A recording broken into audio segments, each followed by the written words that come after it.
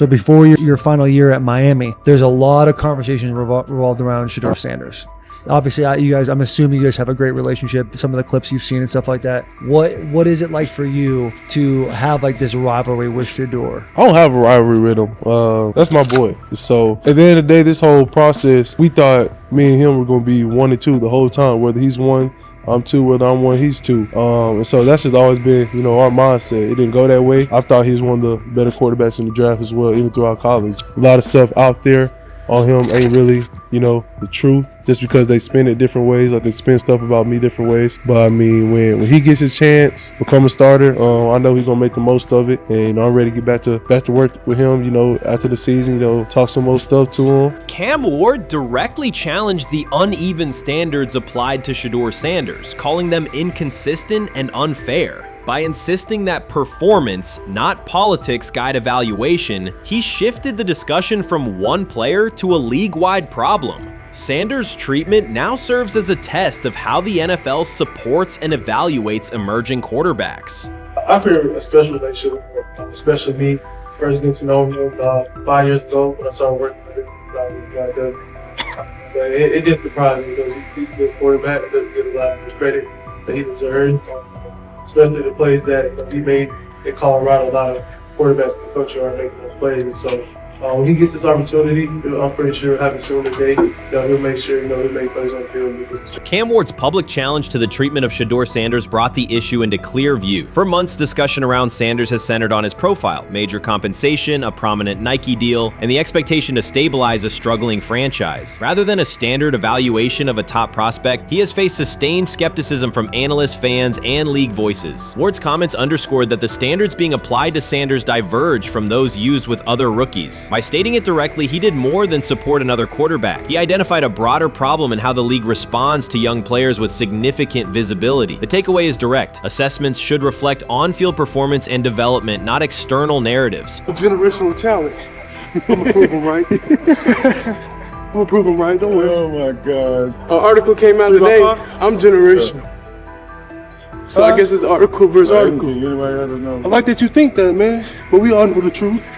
What? Trav gonna be first? You generational, I'm legendary. That's cool. We can be legendary. Legendary, get their ass. We'll start going in like 5 minutes. Shedeur Sanders entered the league with more than a playbook. He brought a public brand, a family legacy, and expectations unusual for a first-year quarterback. Before his first regular season throw, he was already positioned at the center of attention. Rather than assess him on that reality and his on-field ability, many voices reduced him to marketing, treating visibility as proof of hype instead of performance. Cam Ward pushed back on that framing. His point was simple: judge Sanders by the same criteria applied to other rookies. With Sanders' resume, production, leadership, and composure, most first-year quarterbacks would be discussed as long-term cornerstones. The evaluation should be consistent, focused on development and results, not perception. This is the process with Shedeur, who I know is a buddy of yours, and how do you think both of you guys will end up doing in the league? I think we'll both end up being one of the best quarterbacks in the league. I just think the work that me and him are willing to put in, the relationship we have to constantly compete each and every day, to better our craft, for ourselves. I just think it's gonna end up paying off for us in the long run. Do you guys kid each other about who's going first, and how much does that matter to you? Yeah, we play around, we joke around with it. Really don't mean nothing. The draft pick will never mean anything.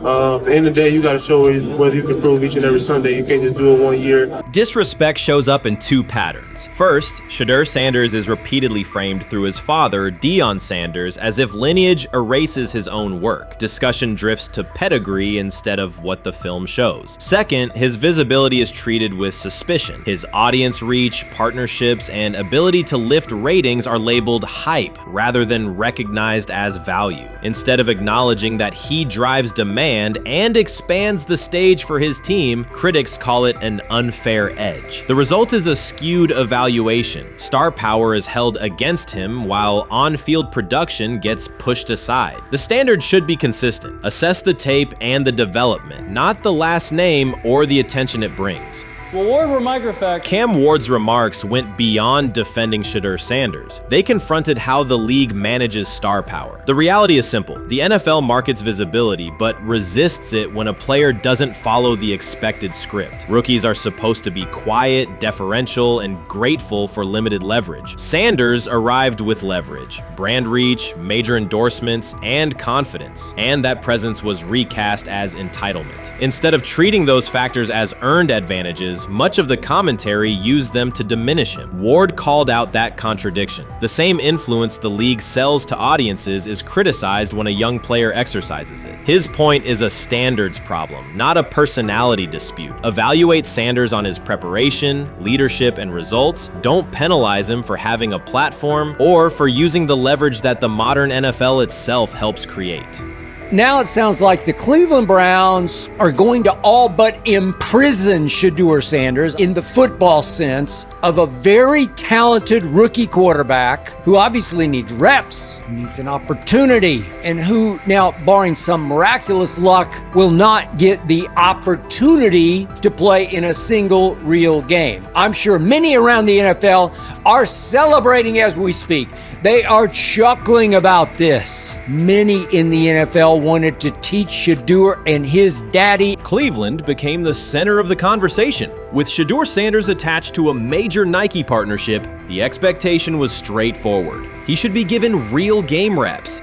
The Browns instead leaned on Joe Flacco as the default choice, treating stability as the safer path while sidelining a quarterback with clear cultural and commercial pull. Each week Sanders didn't see the field, scrutiny grew. Commentary questioned the value of his contract environment and relevance, and fan debate shifted from development to doubt. That wasn't measured evaluation. It was a delay framed as prudence that eroded confidence in the process. Cam Ward reset the terms of the debate. He pointed to an uneven standard. When veterans or other young players secure significant endorsements, it's considered smart business. When Sanders does it at scale, it's recast as ego or hype. Even the scope of his off-field agreements became ammunition against him rather than evidence of market demand. Ward's position is simple. Use one standard. Assess Sanders on preparation, decision-making, and progression, not on discomfort with his platform. Treat visibility as an asset, not a disqualifier. The issue isn't attitude or branding, it's the consistency of the evaluation. Ward called it directly. The treatment has been unequal, and it should be corrected by aligning opportunity with performance criteria.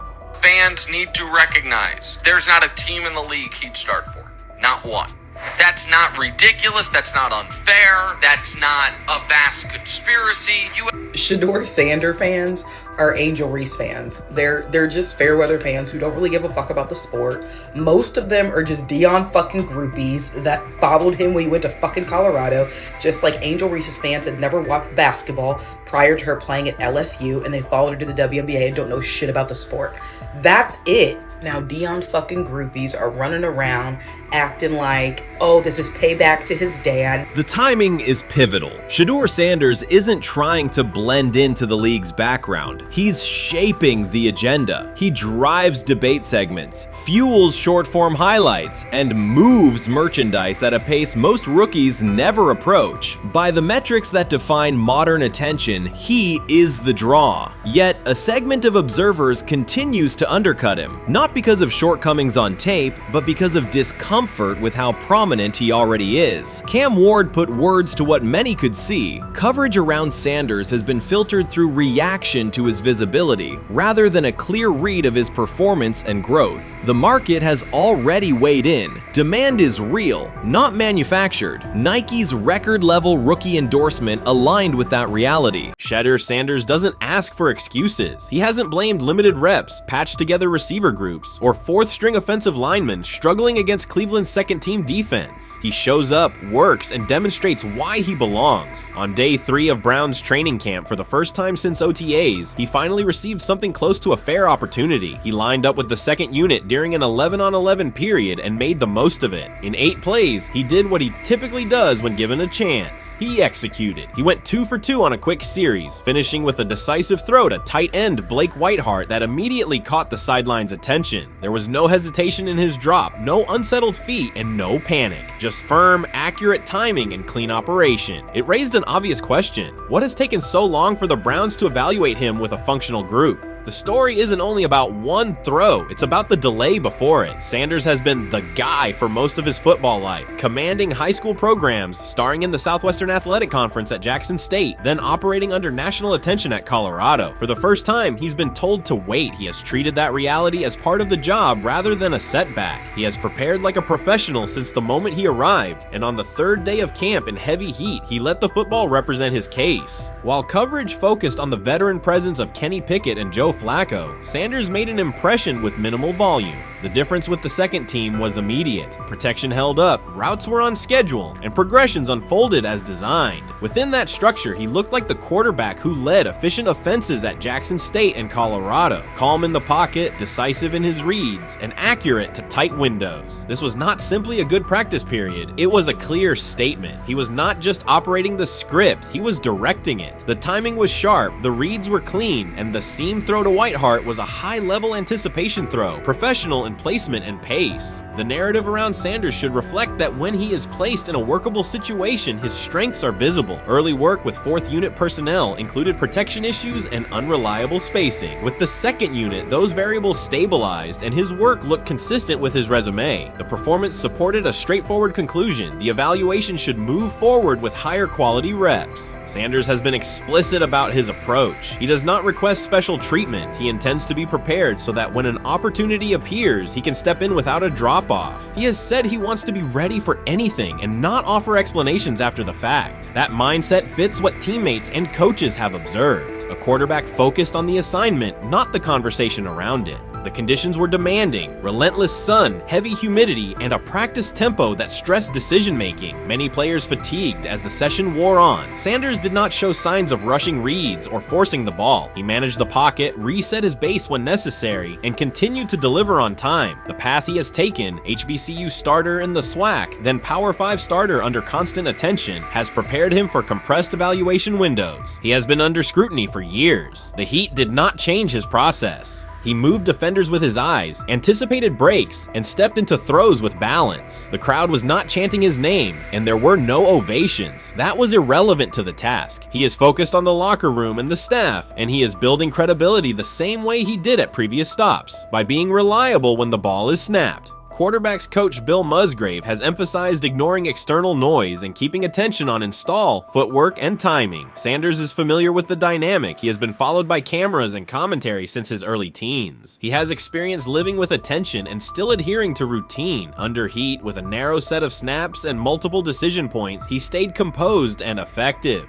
2 speeding citations, 91 miles per hour in Brunswick and 101 miles per hour in Strongsville, became national items. General Manager Andrew Berry characterized the decisions as not smart and stressed that it's not only about driving fast, but about the safety of others. Sanders accepted responsibility, stated that he learned from the incidents, and said he would follow the rules. The attention to those citations did not alter his daily schedule or his practice preparation. He arrived early, stayed engaged, and kept the discussion centered on work. Away from the field, he spent time at Rainbow Terrace in Cleveland after a significant apartment fire, distributing supplies and checking on families affected by the incident. There was no formal media rollout around the visit. It was an instance of direct engagement with the community without publicity attached to it. That reflects the same approach he shows inside the building. Do the work first. Sanders treats each rep as if it might be his last for the day and his only chance to show a specific element on tape. He prepares for protections, cadence variations, route adjustments, and timing with a level of detail that compresses the learning curve. When he is not under center, he studies coverages from the sideline, charts plays, and reviews video before and after practice. He writes down the next day's calls so he can anticipate checks. He has referenced using virtual simulation tools to replicate snaps he does not receive physically. That is not a passive stance, it is an active attempt to reduce the distance between classroom and field. He is building relationships across the roster, not just with projected starters. He communicates with defensive backs to understand what they see and how they react to certain stems. He spends time with offensive linemen to align on cadence and protection calls. He connects with newer players away from the facility so that communication improves in practice. That is practical leadership, consistent, low visibility work that becomes obvious when the ball is snapped and the operation is smooth.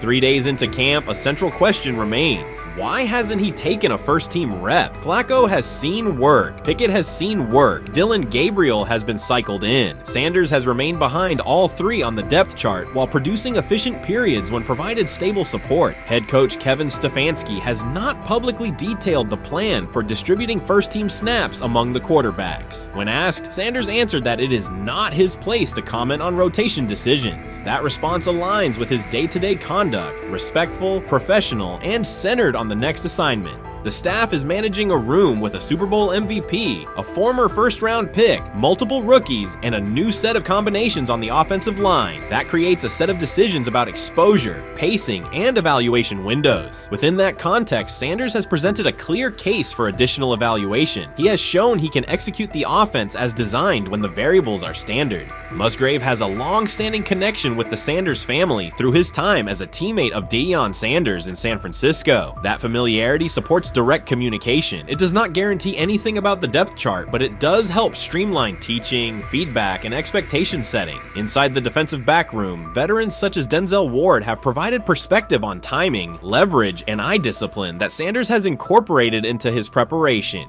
He is operating without the immediate family structure that defined his college environment. Away from his brother Shiloh and his father Dayon, he is managing his own housing, nutrition, recovery schedule, and all the smaller tasks that accompany an NFL routine. Those adjustments matter because they influence consistency across a long camp. He has treated those responsibilities as part of the job rather than distractions, which is reflected in a steady daily approach. What he showed on day 3 with the second unit was not a surprise to those who have tracked his prior work. It was a continuation of a profile: efficient sequencing, clear timing, and consistent ball placement when protections and routes hold up.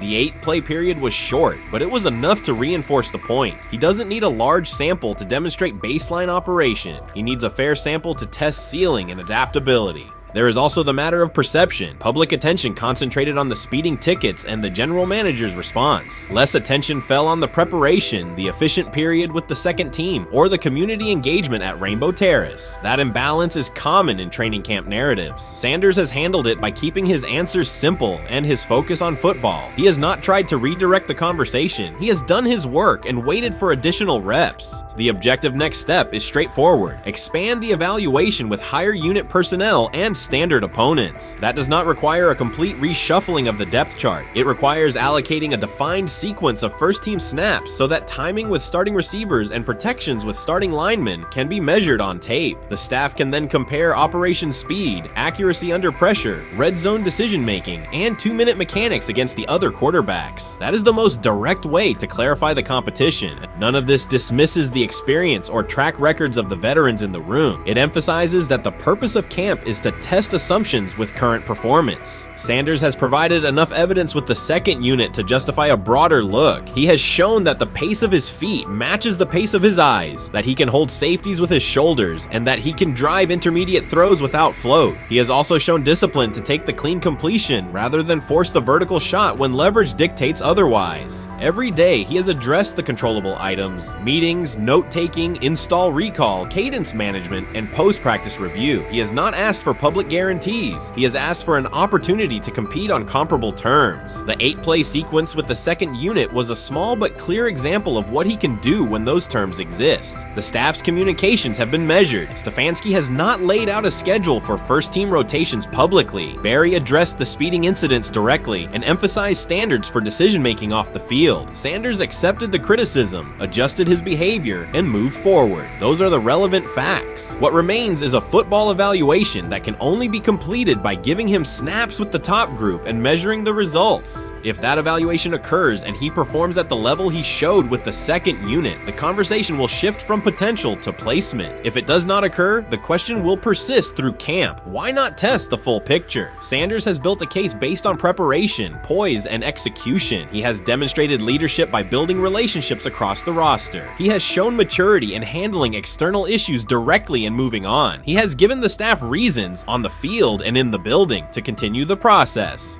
3 days into camp, he has answered everything within his control. He has shown growth, discipline, and consistent operation. He turned early fourth-team disarray into learning, then executed cleanly when moved to the second unit. He kept the discussion on football when outside topics threatened to dominate. He has not tried to win a press conference. He has tried to win every rep. If he continues to stack days like this, the next step is logical. Evaluate him with the starters, document the results, and let the tape determine the depth chart. Until then, he will continue to prepare, continue to compete, and continue to present the same message through his play. You can't fire the owner because he can't fire himself.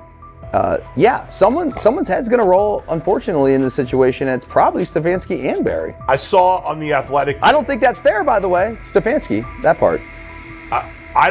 I agree. I was saying the other day on my podcast that Barry should be fired, and I said I wouldn't fire Stefanski, but a couple of people made the point of saying, well, if you fire the GM, you got to give him a chance to hire his own coach, which is fair. That's true. So I would fire Barry. I would hire a new GM.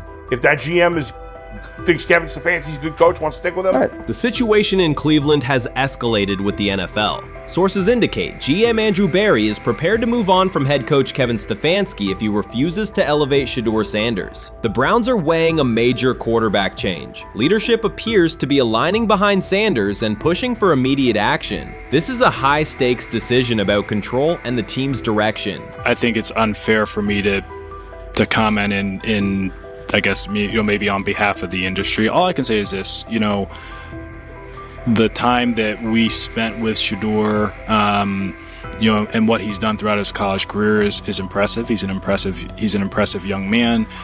He's a really good quarterback. Sometimes, fit comes into play. And I'd also say this, there are 4 more rounds of the draft. And then maybe lastly, it's less about where you get picked and what you do after you get picked. That's really the most important thing. Getting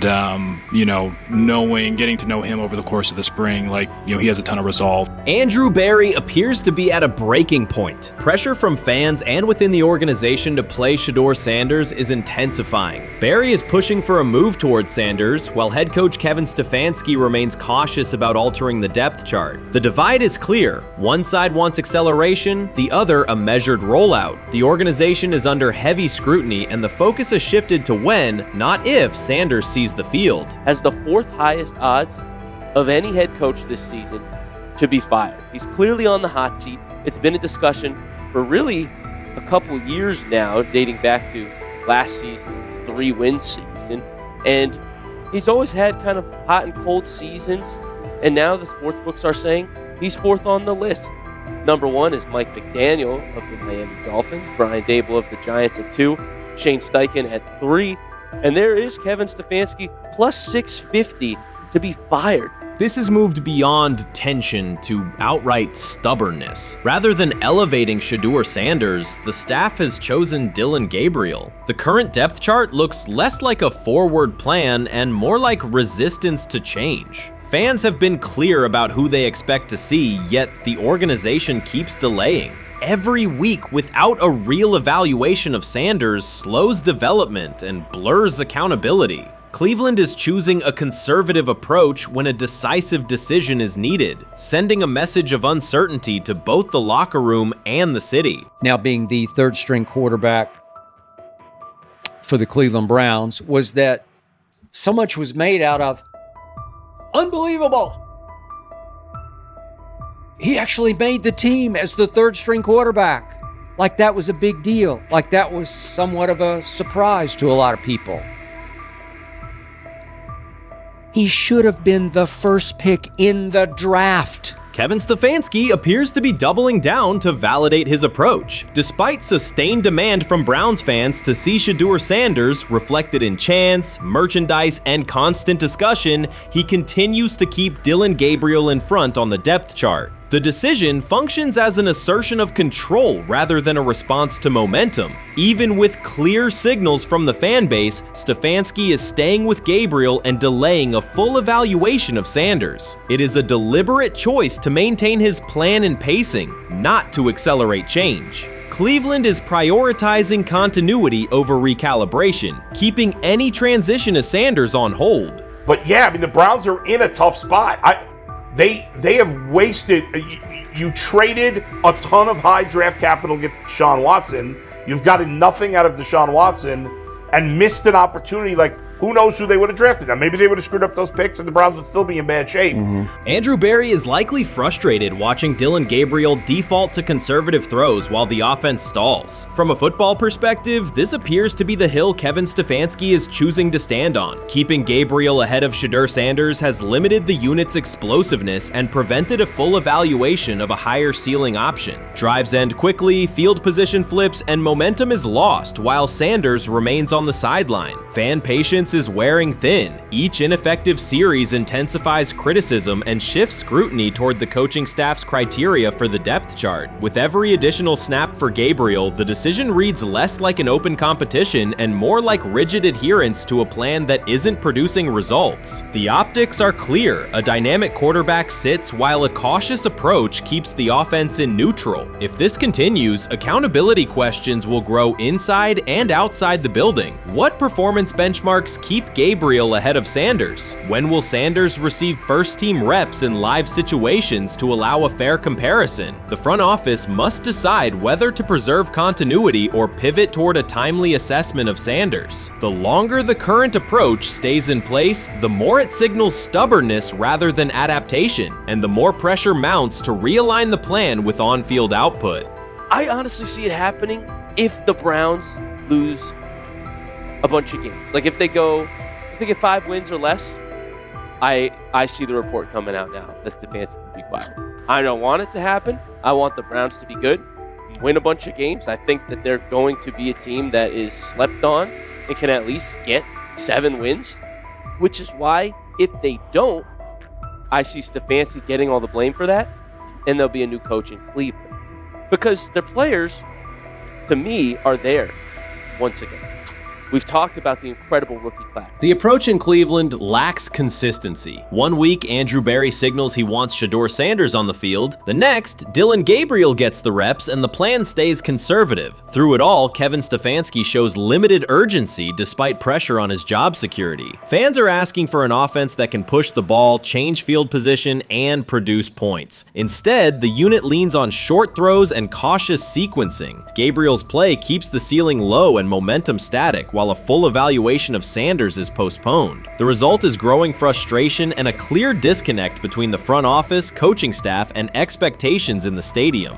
The NFL tried to teach him and his father a lesson. You don't act like that. You don't talk like that before a draft. We'll show you how our game is played. We will watch you plummet all the way. I think he would have gone undrafted except for that owner in Cleveland. And he is the key to everything because he is something of an against-the-grain maverick owner. He's kind of a wannabe Jerry. Fan speculation is growing. Some believe Kevin Stefanski lacks confidence in Shedeur Sanders. Others think he's prioritizing Dillon Gabriel for reasons unrelated to performance. A more extreme view claims Stefanski is manipulating outcomes to secure a buyout. Whatever the motive, the risk is clear. This approach is straining his relationship with GM Andrew Berry and alienating the fan base. Pressure is rising, Berry's patience is running out, and supporters have shifted from requests to demands. If the current plan continues, calls for a change in quarterback and accountability will intensify. We've got news. Got news. About my Cleveland Browns. We've got an oblique problem. Obliques are big deals, especially when it's your quarterback. Now, he might be 4th on the depth chart, but he was number 1 in the preseason game last week, and he did a great job. 138 yards, 2 touchdowns. Shedeur Sanders has an oblique injury. That is not good. I do not like this. I hate this because I want to see more reps for Shedeur Sanders. Shedeur Sanders, a projected breakout this season, has been sidelined unexpectedly. The Browns coaching staff confirmed an oblique injury significant enough to keep him out of all activity. No reps, no drills, no warm-ups. Concerns are rising about how this may affect his momentum and force adjustments to the team's plan. The focus now is his recovery timeline, the impact on his development, and the next steps for the quarterback depth chart. Browns rookie quarterback Shedeur Sanders injured his oblique during practice today, putting his status in doubt for Saturday's preseason game against the Eagles. He's the latest quarterback on Cleveland's roster who has dealt with a health issue, joining fellow rookie Dillon Gabriel and Kenny Pickett. Sanders, who is trying to fight his way up the Browns depth chart, started the preseason opener last week and threw to practice. So how concerning is this for Shedeur as he is trying to, again, make his way up the depth chart, be QB2, potentially QB1 in the future? Dillon Gabriel taking Shedeur Sanders' QB1 spot after Sanders suffers an oblique injury is more than a roster change. It signals the staff is choosing urgency over efficiency. You do not replace a quarterback operating near a 70% completion rate with one coming off a 32% outing unless the decision is driven by desperation or poor evaluation. That is not strategy, it is avoidable loss of production. The impact on accuracy, timing, and drive sustainability is clear, and the difference is apparent to anyone watching. Well, here's what we know. I mean, after practice, Kevin Stefanski, the head coach of the Cleveland Browns, was not available to the media, but I did talk to him on the field as the players were coming off, and he told me that Shedeur Sanders complained of oblique soreness during the warm-ups this morning. Shedeur Sanders' absence isn't just a gap in the lineup, it's a setback for the entire offense. He thrives under pressure and makes throws others won't attempt. When he's healthy, every pass has intent, every drive has rhythm, and opposing defenses know they're in for a long day. Replace him with Dillon Gabriel and the defense senses an opening. Corners press tighter, safeties cheat down, and linebackers blitz more aggressively because they don't expect the same timing, velocity, or accuracy. Yes. I mean, yeah, I'm a fan. I'm not even going to try to hide it. Rich gets You guys are fans. Like, you guys talk about the Cleveland Browns quite a bit. Yeah, it's almost annoying to me. It aggravates people. Like, people don't like the fact that Rich talks a lot about They must love Shedeur. I'm here. But it's like, you know, you have a friend, and that friend's child is following in the family's footsteps. You want them to do well. I don't know why people have such an issue. I know Rich is supposed to be impartial, but it's kind of hard when you have that type of tie to it. But yeah, I'm rooting for Shedeur, man. And Dillon Gabriel's 32% completion rate isn't just poor, it's untenable at this level. A number that low needs no context. It means 2 misses for every completion. Weather, opponent, and play calls are secondary when efficiency is that limited. That output does not sustain drives or keep the full playbook viable, yet he is starting while Shedeur Sanders is sidelined. The contrast is clear. Sanders brings accuracy, timing, and command. Gabriel's recent performance reflects inconsistency and missed opportunities. Choosing Gabriel under these circumstances reduces offensive reliability and invites defensive pressure. It is a decision that sacrifices efficiency and field position. So it'll be interesting to see what happens with Dillon Gabriel, but to the Shedeur Sanders point, it is unfortunate because I thought he was gaining some momentum. I know the practice that they had before they left for Philly, Daniel Oyefusi reported that he actually took the most reps of all of the quarterbacks.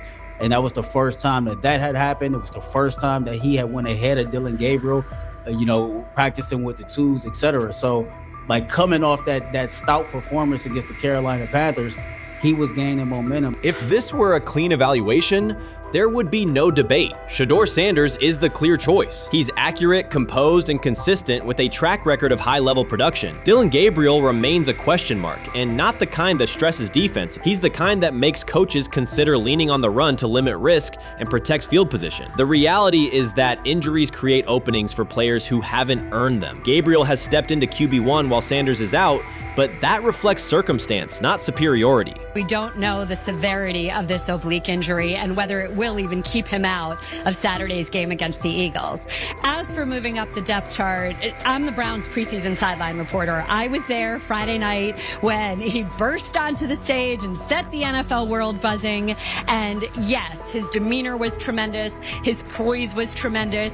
He did the things that were asked of him. But at the end of the day, he wasn't actually asked to do all that much. The real concern is how this could attach to Shedeur Sanders' reputation. The NFL is unforgiving forgiving about availability. An oblique injury for a quarterback isn't minor. It affects mechanics, torque, and timing. Even with a strong return, the injury-prone label can linger. For the Cleveland Browns, or any team seeking stability under center, that perception is toxic. Teams don't want a player they fear won't make it through October. That's the risk. Talent doesn't always overcome league politics. Once questions about durability start, they rarely fade. They surface in contract terms, roster decisions, and sideline evaluations. So Shedeur Sanders is injured again? If you were following along on social media today for the Browns' first joint practice in Philadelphia against the Eagles, wow, you were in for a tumultuous ride. I mean, all the reporters, both Browns and Eagles reporters, were pretty much flabbergasted at the fact that Shedeur Sanders was taking 0 team reps during the day, and even Tyler Huntley was getting team reps instead of Shedeur. And then it came out, obviously, you know, everybody's speculating. There's people calling for Kevin's jobs. And before I go any further, I don't blame anybody. Ever. Meanwhile, Dillon Gabriel's numbers should be sidelining him, not elevating him. A 32% completion rate isn't a dip, it's a warning sign that points to issues with field vision, timing, and receiver cohesion. That's the quarterback taking snaps while Shedeur Sanders is out. Put their work side by side and the gap is obvious. Sanders shows consistent placement, timing, and footwork that reflect high-level execution. Gabriel's recent output introduces variability that shrinks the call sheet and stalls drives. You can't claim the priority is winning while starting a quarterback who isn't reliably delivering routine completions.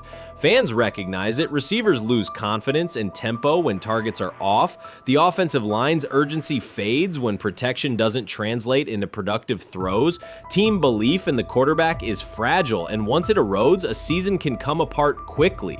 We could be looking at, 3/4 of Snoop and maybe 1/4 of Dillon Gabriel. Not really exciting for the fans. Of course, it would be nice to see what Dillon looks like. Did spend third-round capital on him. Gabriel and you're a rookie, is not going to be you on want to this get team. healed. You want the reps. You want to take these reps. So what do you do to prepare yourself and get ready? Because, man, when rookies get injured, it's like these reps are so valuable. Yeah, sets him back a lot. We do have some video here. Mike Garafolo had some video of Jalen Hurts kind of helping Shedeur use his cart to get off the field here. Shedeur Sanders changes the entire equation. His presence under center keeps defenses honest, keeps teammates engaged, and expands the coaching staff's options. You can call vertical shots, open the playbook, and control the game's tempo. Dillon Gabriel limits that. With him, the playbook narrows, drives stall, and the defense ends up on the field too long trying to compensate. The Cleveland Browns are not in a position to gamble at quarterback. This is a franchise with a difficult history at the position. With Gabriel, the issues are visible from the stands. A 32% completion rate won't jump to 60% with a few extra reps. If anything, it will decline as defenses present looks they would not risk against Shedeur. And that's the core issue. Shedeur Sanders at 80% is still a better quarterback than Dillon Gabriel at his best. That isn't exaggeration, it's the numbers. If Sanders is a 70% passer when healthy, even a drop to 60% keeps him well ahead of where Gabriel is now. Yet the team is rolling with the quarterback who isn't delivering routine completions. Every week Sanders is out, his hold on QB1 loosens. That's the hard truth. The longer Gabriel stays in the role, the more coaches cite continuity and chemistry to cover what's happening on the field. Every throw and every drive has to be a statement, not just to win, but to erase any notion that Gabriel is a legitimate alternative. In the NFL, QB1 isn't handed back because you used to be the best option. You have to take it.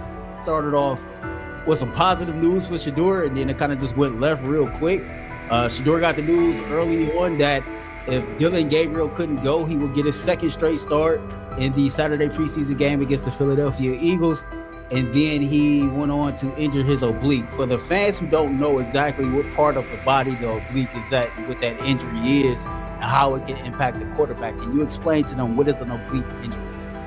It's like up in this area, right? Well, you can't see me, but like right up in here, when you go to throw, like obviously that's all that. So the truth is straightforward. The Cleveland Browns, or any team in this situation, aren't going anywhere meaningful with Dillon Gabriel under center. You can frame it as progress and point to selective highlights, but reality will level it out, and by then the season is already slipping. Shedeur Sanders is the difference between a team with a path forward and a team playing out the schedule. He reads coverages, delivers on-time throws, and forces defenses to respect respect every level of the field. Gabriel turns the offense into guesswork. The NFL is built on results, and the results are clear. Gabriel's 32% completion rate functions as a warning sign. It doesn't need context, a clinic, or a film session to explain. It signals inefficiency that stalls drives and compresses the playbook. Yet he has been handed the role Shedeur established through precision, composure, and production. That decision undercuts the stated goal of winning. With Sanders, the offense retains structure, rhythm, and threat. With Gabriel, it narrows and exposes the defense to longer stretches on the field.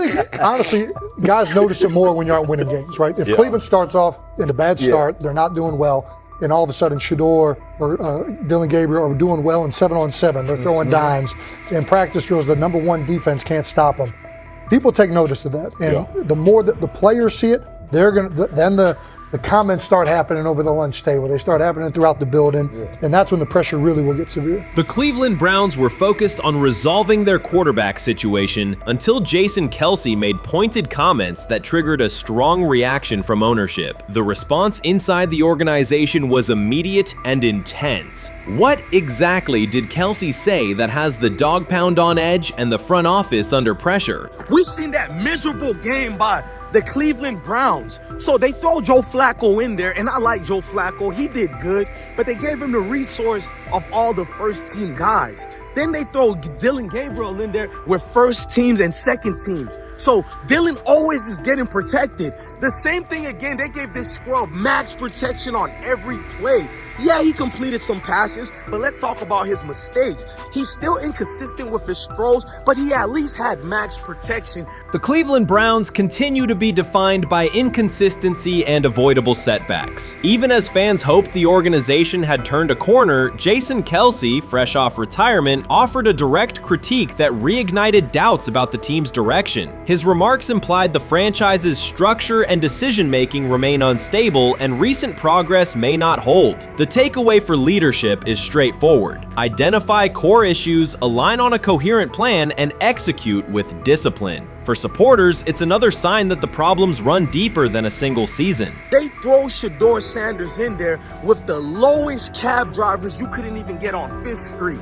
And I'm pissed off, bro, because the play calling was abysmal. Look, even if you don't like Shedeur didn't even get a chance to be trash. Even if you think Shedeur is garbage, he didn't even get a chance to be garbage. That's how awful the offensive line was. Kevin Stefanski still doesn't want to give Shedeur second strings and first strings reps. Why is that? Browns ownership's response shifted from measured to urgent. The pattern is familiar in Cleveland. The team once treated Johnny Manziel as a franchise solution, retained Hugh Jackson for a second year despite results, and invested heavily in Deshaun Watson through a costly trade and contract. These decisions reflect aggressive but poorly aligned planning. The outcome has been continued instability instead of sustained progress. That this was the guy that they wanted to start. He's seasoned, he's experienced, he still has a big-time arm, even at his age, and they open with the Cincinnati Bengals. They wanted that experienced guy. He was always going to be the guy. They were not going to start Dillon Gabriel or Shedeur Sanders in week 1. Kenny Pickett had a hamstring injury. It makes it easy to go with Joe Flacco. And the question isn't and wasn't going to be who's the starter in Cleveland. The question is, who's going to be the backup in Cleveland? Who's going to be the number 2 quarterback when they open the season against these Bengals? Fans still show up season after season, expecting improvement and bracing for setbacks. The usual pattern has been early optimism followed by a gradual collapse. But last season was different. For a sustained stretch, the Browns looked organized and competitive, resembling a functioning team. Couple days, 3 days until roster cutdowns, how do you feel about that? Do you feel like you belong here on this team?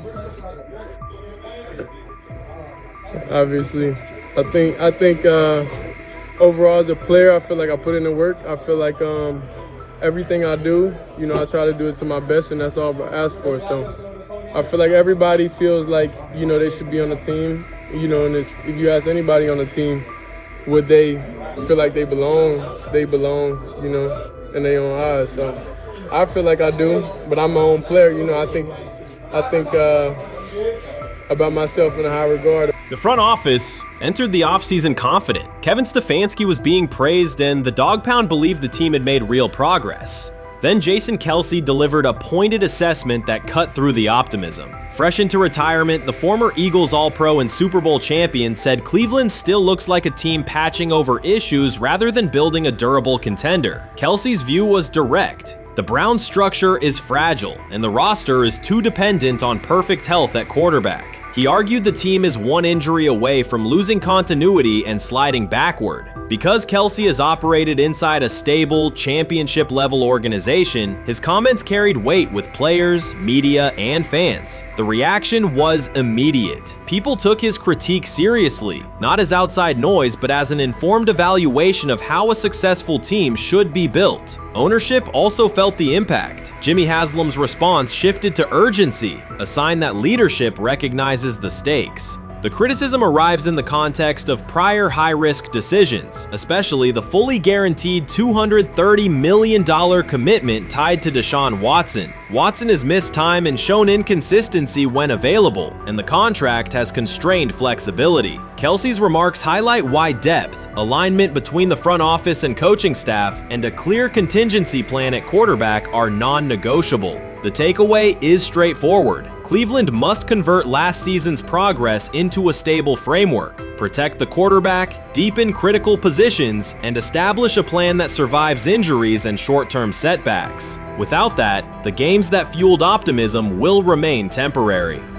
If you're a betting man, who do you think starts for the Browns at quarterback? Okay, this is the situation. Kenny Pickett, they actually traded for him. Joe Flacco, no one's bringing Joe Flacco in the building thinking Joe Flacco's going to be the starter. If Joe Flacco is your starter, you got a problem. You have a huge problem. And if they were saying Shedeur was the starter as the 5th rounder, you got a real problem too, because he passed over all these guys in these reps in the offseason in shorts, in bikini shorts, Speedos and stuff.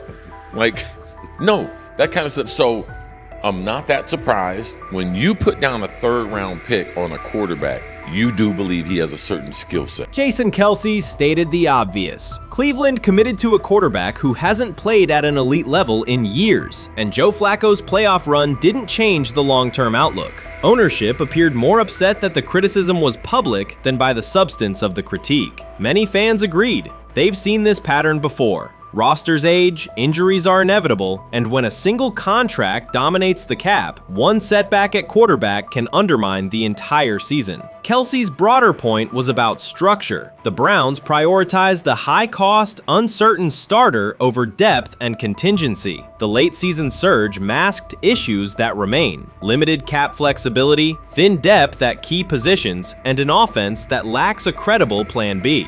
Fans recognize how quickly a strong defense can decline with injuries, and how an offense without redundancy stalls. The AFC North raises the stakes. Baltimore with Lamar Jackson sustains a top standard. Cincinnati with Joe Burrow returns to contention when healthy. Pittsburgh rarely slips below .500 under Mike Tomlin and wins with defense and consistency. In that environment, Cleveland can't rely on perfect health or peak form from one player. The path forward is clear. Diversify cap allocation, reinforce the offensive line and receiver depth, carry a legitimate backup plan at quarterback, and install a scheme that functions regardless of who is under center. Given what we saw yesterday with Shedeur Sanders, somebody on the Cleveland Browns is 100% getting fired, probably by the end of this year. The person who's probably going to end up getting fired is Kevin Stefanski, because I know that he didn't want Shedeur Sanders on the team. It was Andrew Berry who made that pick. You can't really go against your GM. Bad things happen in this situation. But Shedeur Sanders is not without fault for what we saw yesterday. This is the play that we saw yesterday that has the internet just exploding, where Shedeur Sanders took like a 24-yard sack. Half of the internet is saying that this is all Kevin Stefanski's fault. Cleveland showed progress last season, but the underlying concerns remain. Jason Kelce highlighted them directly. The Browns' long-term plan is fragile, cap-constrained, and overly dependent on perfect health at quarterback. His comments focused attention on structural issues, roster depth, continuity in coaching, and a sustainable offensive approach, rather than a single hot streak. That criticism resonated because it reflected what many around the league already see. Ownership ownership's reaction underscored the sensitivity. Jimmy Haslam has presided over frequent coaching and quarterback changes, and external scrutiny carries weight when it comes from a respected veteran with championship experience. Kelsey's remarks reinforce that last year's Joe Flacco stretch was a short-term solution, not a foundation. The team still needs a durable plan that can withstand injuries and inconsistency. The practical takeaway is clear: stabilize the system, diversify cap usage, and build depth at key positions so the offense functions regardless of who is under center. That includes a coherent development pathway for younger talent such as Shedeur Sanders, with defined practice reps, protection, and scheme alignment. Kelsey didn't say anything outrageous. He articulated the gap between a brief surge and a credible long-term contender. Have the faith of a mustard seed,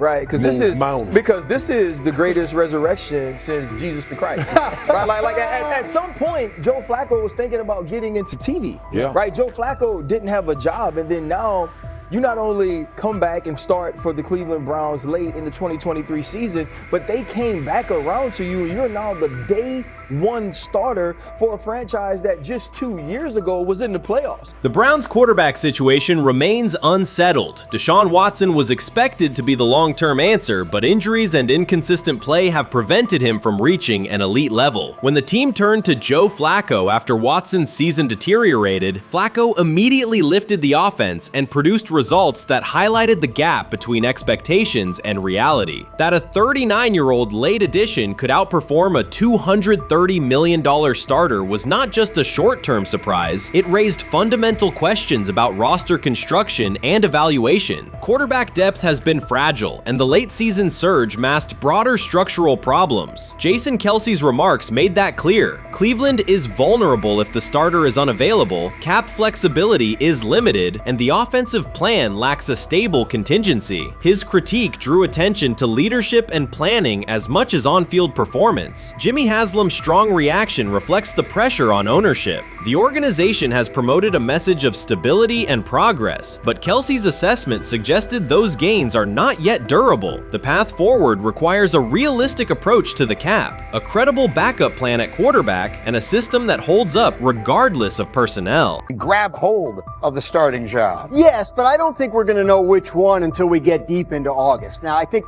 we tracked the reps everybody was getting at practice throughout the OTAs and minicamp.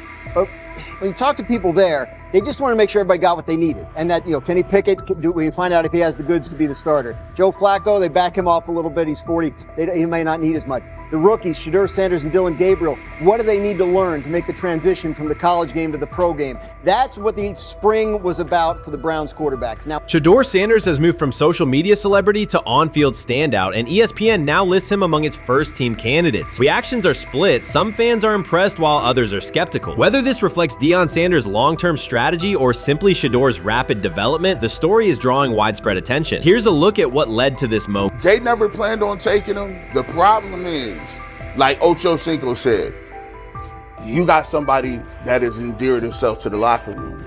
And guess what? The difference between him and Tim Tebow, the biggest one, is he can play. He can throw the ball. Tim Tebow running around being an H-back. He can throw the ball. And he's done everything he needs to do. He ain't saying nothing. He ain't rocking the boat. He ain't mad about the reps. He ain't mad about none of that. All the people out there want to see is this, like Tyver said earlier. We want to see what he can do with Jerry Jeudy. Online reactions are sharply divided. Some fans strongly support Sanders, while others argue he is overrated. Traditional analysts cite statistics and claim his recognition comes mainly from his father's name. Sanders supporters are actively celebrating his rise and already predicting a future NFL career. Sports media outlets have made his candidacy a central topic of debate. The discussion now extends beyond statistics and victories to include his marketability, public image, and on-field presence. Sorry, is Shedeur Sanders going to get a chance to win this job? Do you believe he gets a legit shot to win this job?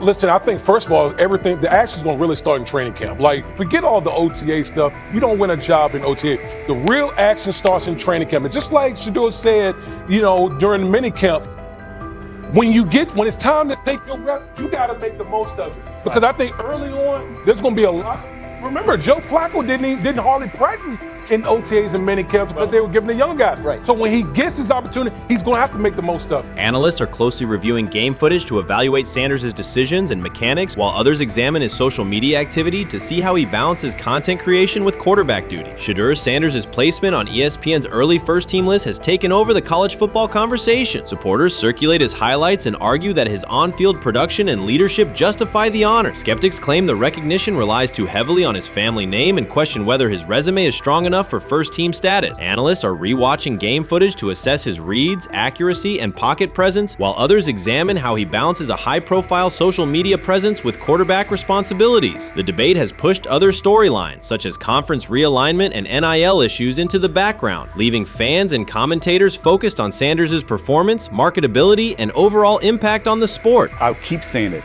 I believe Shedeur Sanders should play more games than any other quarterback on this roster this year, because he's the only guy that I look at and say they might have something here. Because I'm telling you right now, they left night one of the draft saying we are taking our quarterback next year. So it's on Shedeur or Dylan or Kenny, probably not Joe, To change their mind. to change their mind. But you got to find out. You gotta find out. Opinions differ on whether Sanders is benefiting from his family name or simply showing real progress, but the attention is undeniable. Social media is flooded with edited images elevating him to legendary status. Critics argue the first-team nod is driven by hype and marketability, while supporters point to his flashes of strong arm talent, field vision, and decision-making. Regardless of motive, the announcement has dominated the football news cycle and intensified debate over how much of his rise is performance-based versus media-driven.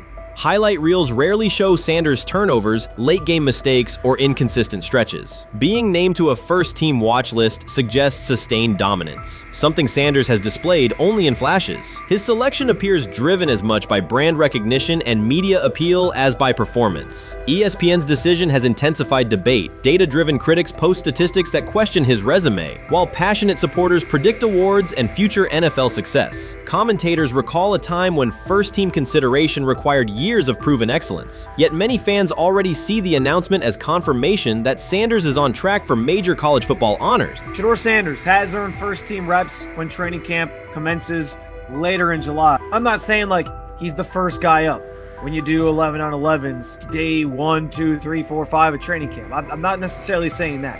But he's the one quarterback that we didn't get a chance to see take reps with the ones. But I think Shedeur has a chance to like make this conversation interesting if he gets those reps with the ones and he has the same success that he did with the 2s, the 3s, and the 4s. I have confidence he can show you something, but I got to see it.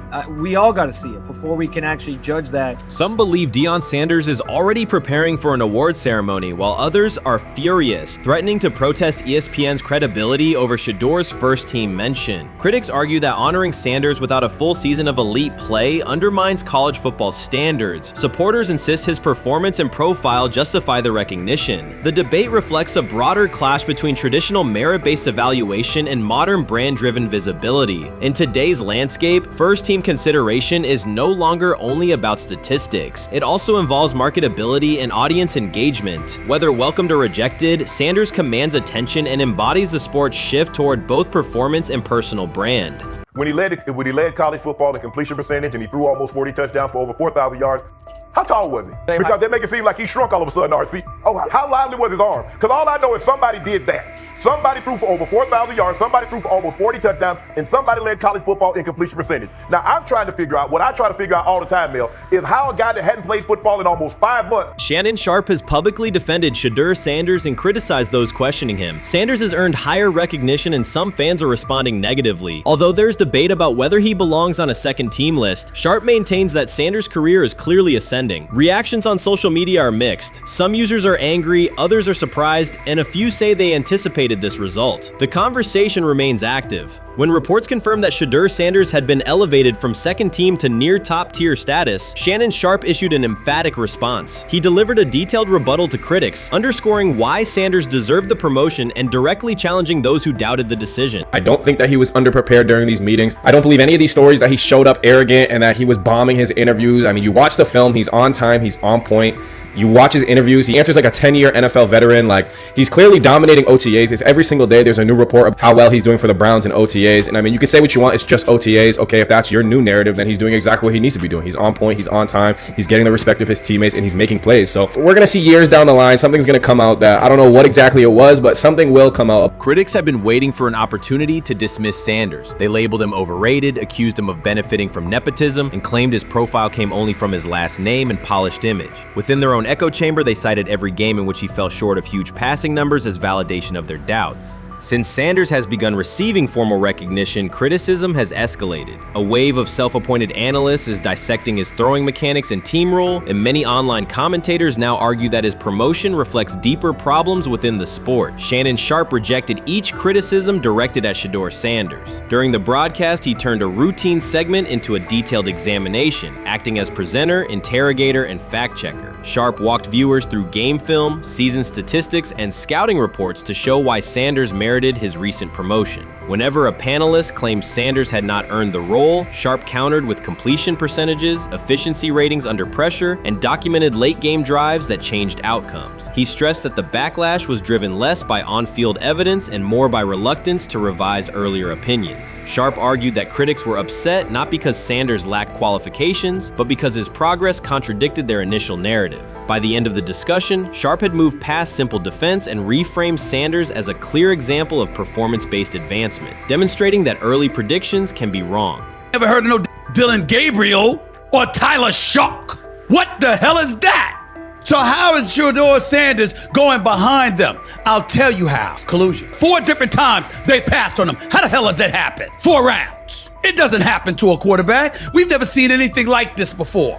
Shedeur Sanders with the watch. Shedeur Sanders with his bravado. Shedeur Sanders with this supposed arrogance or whatever. Shedeur Sanders' advancement did not happen by chance. While detractors questioned his resume online, he continued to prepare, attend every practice, and deliver accurate throws under pressure. The contrast between his output and the complaints directed at him has been stark. Some critics even argued the selection committee was, quote, biased toward performance, as if rewarding strong play were improper. Rumors quickly followed. Certain commentators speculated that a public relations push from the Sanders family must have influenced voters, suggesting everything from coordinated media strategies to alleged favors for coaches. None of these theories addresses the basic point. Sanders earned his promotion through consistent production, poise in the pocket, precise ball placement, and efficient decision-making. Shannon Sharpe highlighted these facts during his response. He noted that Sanders' performance metrics justify the recognition and emphasize that resistance to the move stems more from prior prejudice than from substantive evaluation. For Sharpe, the goal was clear: present the data, challenge unfounded claims, and correct the narrative. The discussion, therefore, became a broader statement about acknowledging merit and abandoning outdated assumptions. Colin Cowherd defend college basketball coaches who have gotten a DUI, come to their defense and say they didn't need to be fired, that they deserve a second chance. But Shedeur Sanders drives 40 miles over the speed limit, gets a one-on-one ticket, and Colin Cowherd comes on his show today and says he's out on Shedeur Sanders. He's seen enough. He can't support him anymore. He can't be in the Shedeur Sanders camp because of the speeding ticket. Shannon Sharpe addressed commentators who portray constant doubt as expertise. Those who discount strong performances with "we'll see," but declare bust after a single mistake. He noted their belief that progress only counts if an athlete visibly struggles. Sharpe's response was methodical rather than emotional. He presented evidence, cited statistics, and calmly refuted each claim. Following his remarks, several critics began revising or deleting earlier posts, recasting themselves as longtime supporters of Shedeur Sanders despite having questioned him for months. Sharpe insists on accountability, naming specific individuals and dates while requesting public acknowledgement of prior errors. He argues that analysts cannot spend months undermining a player's potential and then quietly adopt a supportive stance once the athlete succeeds. These are serious, big-time, top-of-the-line playmakers that they have. If you can go 45 to 42 in the fourth quarter because your quarterback set the school record with 510 yards passing.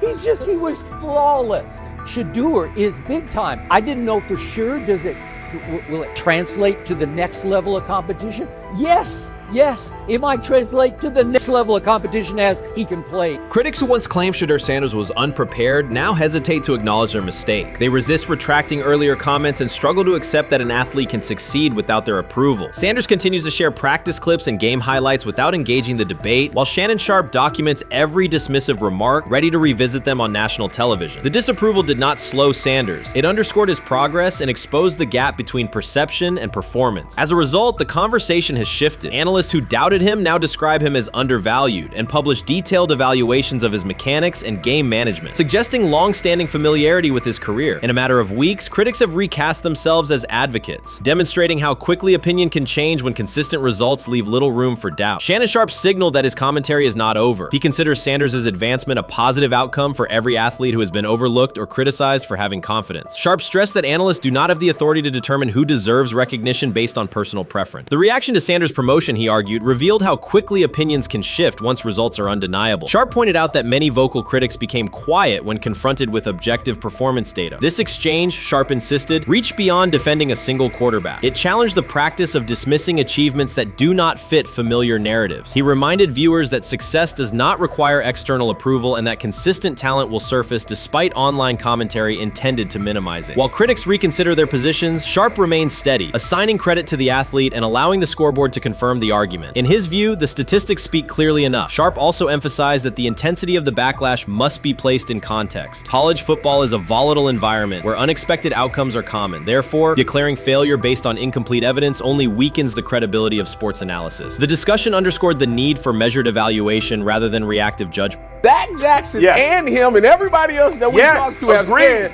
that Shedeur looks good. He looks really good. He looks better. And we got Zach that say Dylan Gabriel ain't even an NFL quarterback.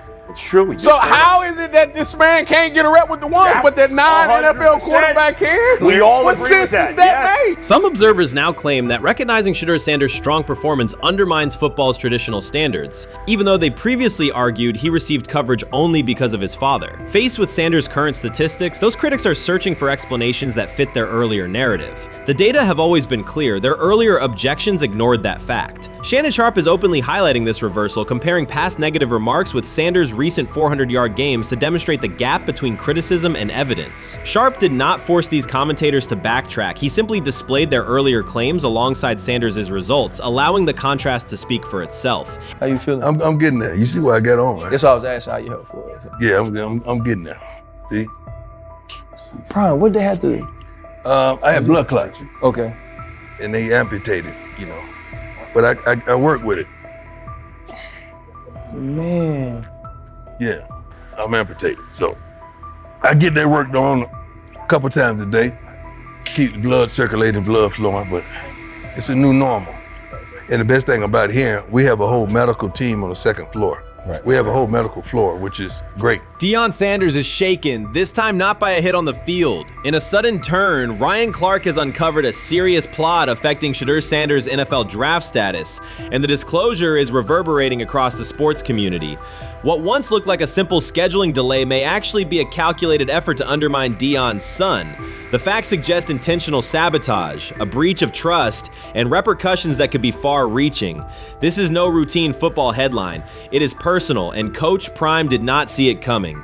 The sports world loves to celebrate underdogs, yet it often takes even greater pleasure in tearing down rising stars. Deion Sanders is witnessing that cycle now, not from the sidelines as Coach Prime, but as a father. The lights in Boulder remain bright, the cameras keep rolling, and Sanders still wears his gold watches, sunglasses, and natural swagger. Still, behind that familiar smile is a man carrying deep pain as criticism aimed at his son mounts daily. How much of that is opening press conference saying, okay, we are family, saying that he was sent to do certain things? Do you feel like people got attached to that, or it just was the fact that prime time is at Jackson State?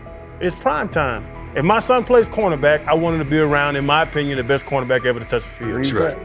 If my son played DN, I'd have to talk to you and tell me who's coaching the DNs. That's but right. I was sending my son to play for prime. His pain does not come from critics or losses, but from watching his son, Shedeur Sanders, get pulled into a system where politics outweigh performance. By every metric, arm strength, accuracy, field vision, Shedeur belonged in the top 3 of any NFL mock draft. Defensive coordinators who tried to unsettle him know he never flinches. He owns the unteachable leadership trait that turns strong prospects into franchise cornerstones. Then the narrative shifted. Draft boards that once placed him 2nd or 3rd slid him to 5th, then 12th, and eventually out of the 1st round on some lists. Analysts grew cautious, executives became vague, the statistics stayed strong, and the game film still proved his ability, yet the buzz evaporated.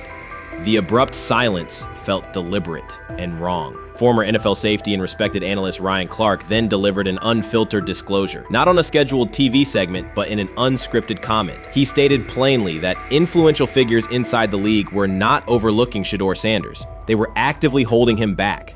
The motive, Clark said, was political, and the real target was Deion Sanders, Hall of Famer, architect of Jackson State's resurgence, and the coach who turned a 1-11 Colorado program into a national headline. Deion's refusal to conform, wearing sunglasses indoors, dancing with players, speaking candidly, challenged an establishment that favors predictable images and rehearsed statements.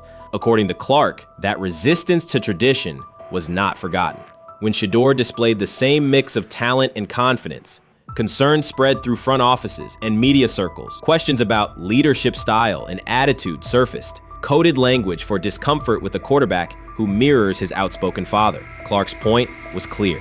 The issue is not Shedeur's performance. If he had posted identical numbers at Ohio State or Alabama, endorsements and media specials would follow. Instead, interest cooled, because the Sanders family embodies a self-made identity the league cannot easily manage. Their visible pride and independent brand challenge a system that prizes control. And that threat, not football ability, is what Clark believes is suppressing Shedeur's draft stock.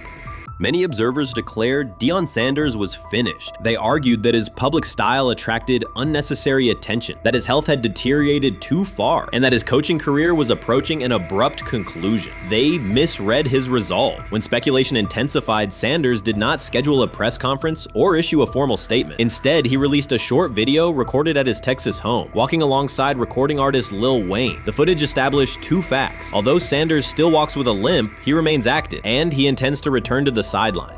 Reports from USA Today and ESPN confirmed that Sanders had temporarily left Colorado to recover from a significant, undisclosed medical condition. He lost 14 pounds and missed several summer practices, leading to widespread debate about his future. Unofficial sources suggested complications related to previous blood clot issues, but no official diagnosis was provided. Throughout Sanders' absence, numerous media outlets framed his situation in crisis language, frequently questioning whether he would coach again. By comparison, when coaches such as Lincoln Riley paused their duties for health or family reasons, coverage emphasized understanding and patience, an imbalance that reflects a common difference in how high-profile black coaches are treated. Sanders' silence was not a retreat, it was a period of recovery. During rehabilitation, he relied on family, faith, and trusted colleagues, yet stayed connected to his program through brief online updates. The video with Lil Wayne demonstrated that he retained strong support from influential friends, countering narratives that portrayed him as isolated or on the verge of retirement. The visual evidence showed that his setback is temporary,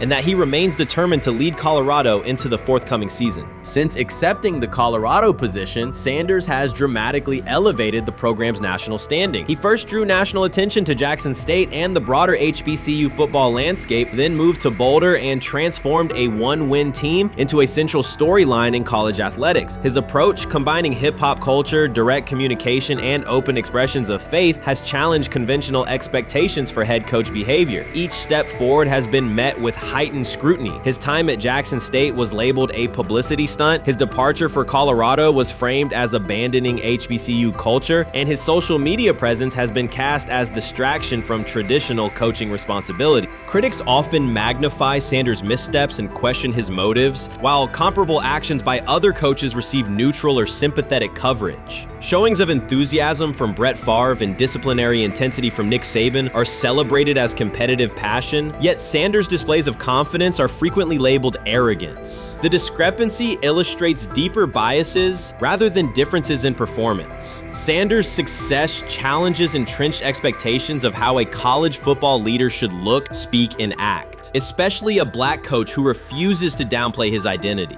During his convalescence, Sanders maintained close communication with his staff and athletes, reinforcing the standards he had established: discipline, accountability, and belief. The program's daily messaging continued to emphasize preparation and resilience, signaling that Sanders' influence persists even when he is away from campus. Athletes echoed his mantras during workouts, confirming that his leadership extends beyond physical presence. Sanders acknowledges the seriousness of his medical challenge, but has refused to let it define him. He has publicly discussed leaning on scripture and prayer, explaining that his purpose as a mentor, father, and coach extends beyond personal adversity. In that context, the video of him walking in the Texas sun was less a strategic media effort than a straightforward demonstration of continued commitment to his team and mission.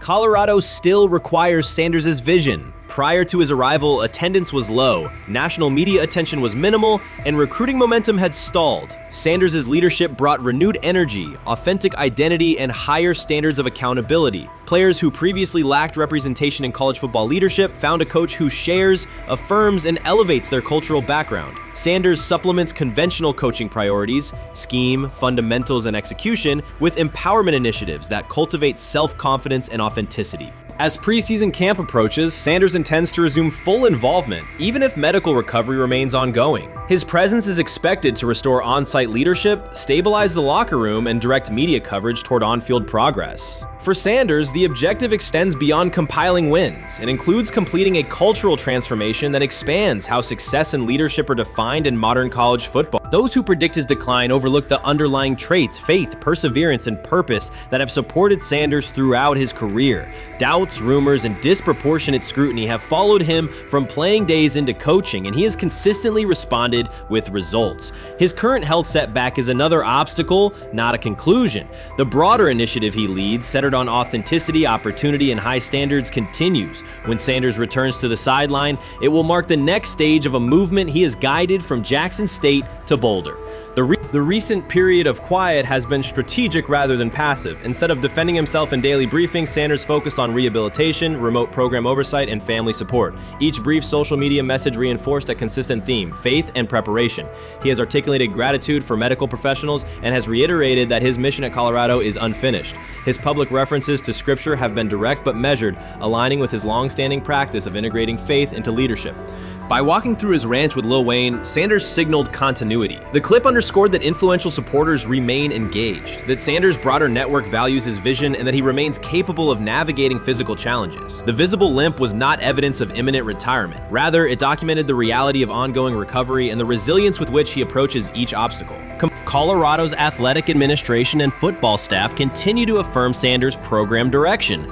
Recruitment communications cite his established record in fostering cultural relevance and national exposure. Prospective athletes respond to a coach who presents a transparent path to development, both on and off the field. Current players refer to Sanders' coaching points with clarity, citing specific drills and expectations that remain unchanged during his absence. These indicators demonstrate that the core structures Sanders implemented are functioning, and that his return will be an amplification, not a restart. Criticism regarding Sanders' public persona often conflates media style with coaching substance. Analysis from opponents suggests that social media engagement dilutes football preparation, yet Sanders' staffs emphasize time management and delegation. Defensive and offensive coordinators handle in-game adjustments, while Sanders directs overall culture, recruitment, and leadership. He has articulated that visibility serves to amplify program accomplishments and enhance player opportunities, not replace strategic football planning.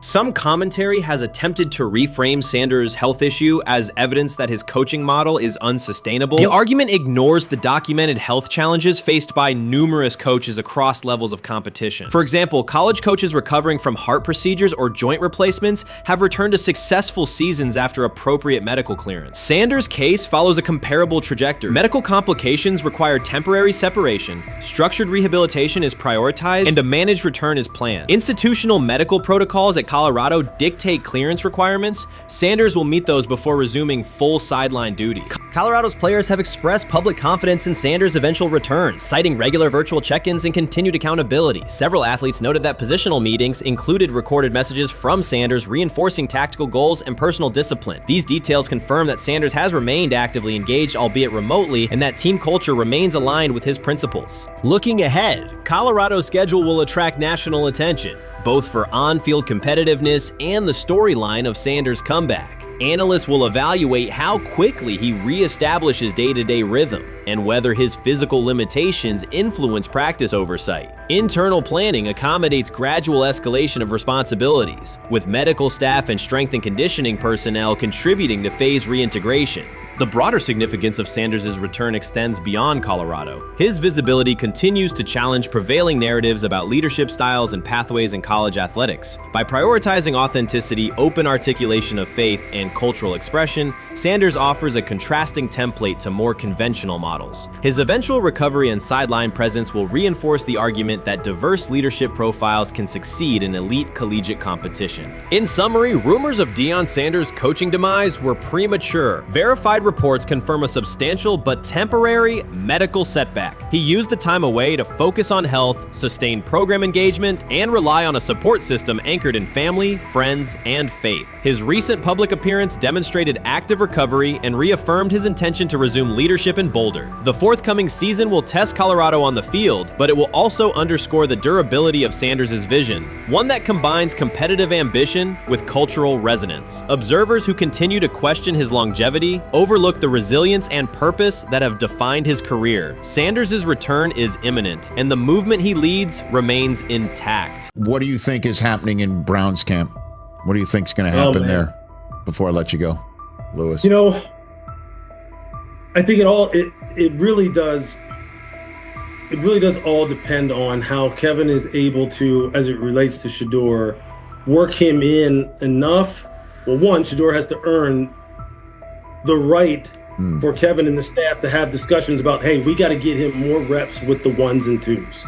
We got to get him more reps with the ones and twos when we're going team period, not just walk through or not just 7-on-7 team. Louis Riddick reacted sharply on air after viewing practice footage from the Cleveland Browns. The clip showed quarterback Shedeur Sanders executing a string of precise throws while the Browns head coach watched with a broad smile. Riddick questioned whether the session was focused on evaluation or celebration, arguing that visible enthusiasm from the staff could cloud objective assessment of a rookie's progress. Earlier in the segment, Riddick's tone had been measured once the Sanders highlights appeared. He criticized the perception that a routine practice was being treated like a marquee event. He stressed that coaching reactions should remain subdued until performance translates into game situations.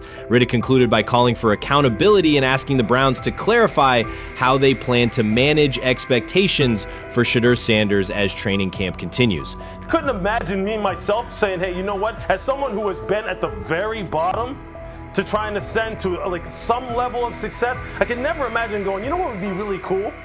I'm gonna play a joke on someone like this and make pretend that I'm a GM and I'm drafting you when actually I'm not, and then I'm gonna hang up and just giggle about it. I mean, what the hell are we doing? Seriously, what are we doing when we think that that kind of crap is funny? I don't know. Trying to get likes on TikTok. I don't have the right words for it.